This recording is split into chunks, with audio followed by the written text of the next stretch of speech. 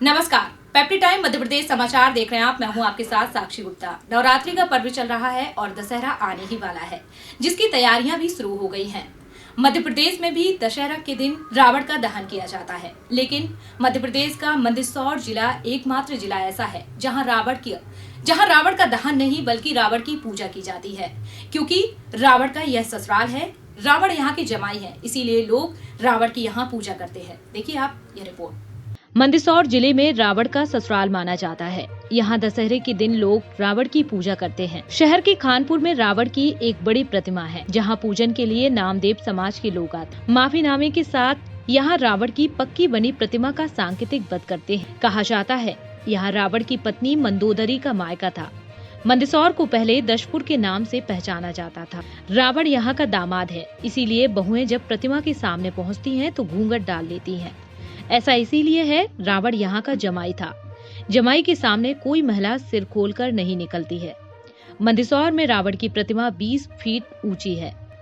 यहाँ के लोग सालों भर रावण की पूजा करते हैं। जैसा कि आप सभी लोग को मालूम है कि ऐसा किंवदंती है कि जो मंदसौर है वो रावण की ससुराल थी और मंदोदरी जो है वो यहीं की रहने वाली थी। तो इसी तारतम्य में यहाँ पर जो नामदेव समाज है वो इनकी जो है यहाँ पर अपनी रिचुअल्स करते हैं, वो लोग पूजा वूजा करते हैं।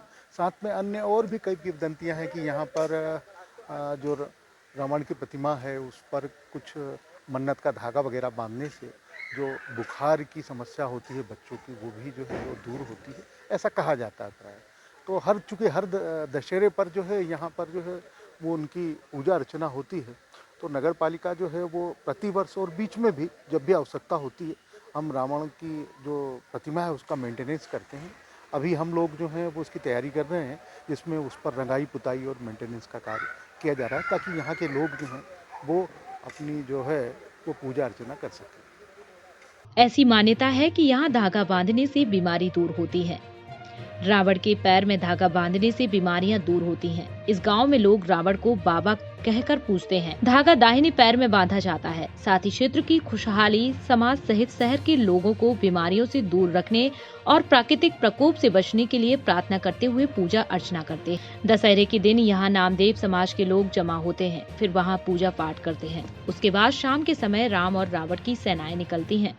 रावण के वध से पहले लोग रावण के समक्ष खड़े होकर क्षमा याचना मांगते हैं। इस दौरान लोग कहते हैं कि आपने सीता माँ का हरण किया था, इसीलिए राम की सेना आपका वध करने आई है। वैसे तो रावण के 10 मुख होते हैं, मगर यहाँ जो प्रतिमा विराजित है उसमें 9 ही मुख बने हुए हैं। लेकिन उनकी बुद्धि भ्रष्ट होने के प्रतीक के रूप में मुख्य मुंह के ऊपर गधे का सिर लगाया गया, जिसके चलते यहाँ 10 मुख रावण के पूरे होते हैं। हम मालवा के लोग हैं। मंदसौर प्राचीन नगरी रही है, दशपुर के नाम से इसको जाना जाता है और दशपुर की नगरी का संबंध मंदोदरी से पुराने समय से लोग मानते आ रहे हैं। मंदोदरी को मंदसौर शहर की बेटी मानते हैं। उसी निमित्त रावण महाराज को मंदसौर शहर का जमाई मानते हैं और मालवा की परंपरा है कि जमाई का यहाँ पर मान सम्मान किया जाता है, पूजा अर्चना की जाती है। माता बहनें उनका घूंघट करती है और घूंघट लेकर उनका मान सम्मान यहाँ पर किया जाता है। चूँकि पूजा अर्चना वाली बात जो आप पूछ रहे हैं, इसमें पूजा जो होती है, चूँकि अच्छाइयों की सदैव पूजा होती है। यहाँ पर नामदेव समाज जो है सवेरे मुहूर्त में यहाँ पर पधारते हैं। सभी लोग समाज जन ढोल धमाके के साथ हम लोग यहाँ पर आते हैं। सवेरे 10 बजे हम यहाँ पर पूजा अर्चना करते हैं।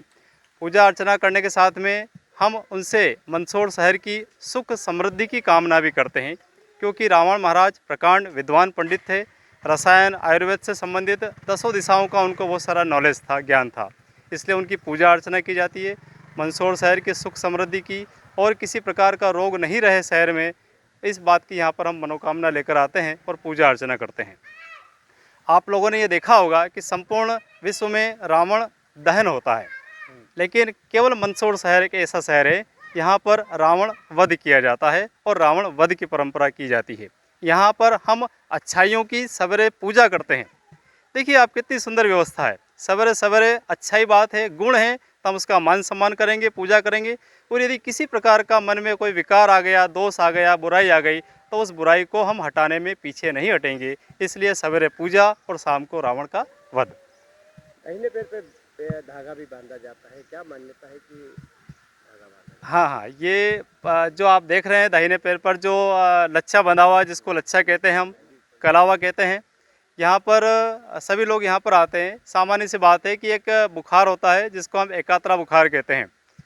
कई बार आप लोगों ने देखा होगा कि व्यक्ति को एक दिन बुखार आ जाता है, दूसरे दिन ठीक हो जाता है, लेकिन तीसरे दिन फिर बुखार आ जाता है। तो यहाँ पर उस व्यक्ति, जो पीड़ित व्यक्ति है, वो व्यक्ति यहाँ पर आए और उसके हाथ से यहाँ पर लच्छा उसके पाँव में बांध दिया जाता है और मन्नत ली जाती है, और निश्चित 100% उस व्यक्ति की बीमारी व्याधि जो भी होती है वो समाप्त हो जाती है और वो स्वस्थ होकर ही यहाँ से लौटता है, ऐसी मान्यता है। और मन्नत पूरी होने के बाद लोग यहाँ पर आते हैं और रावण महाराज को यहाँ पर मीठे भजिए का भोग लगाया जाता है और नारियल चढ़ाया जाता है, गुड़ चने का प्रसाद भी यहाँ पर चढ़ाया जाता है। आपका नाम?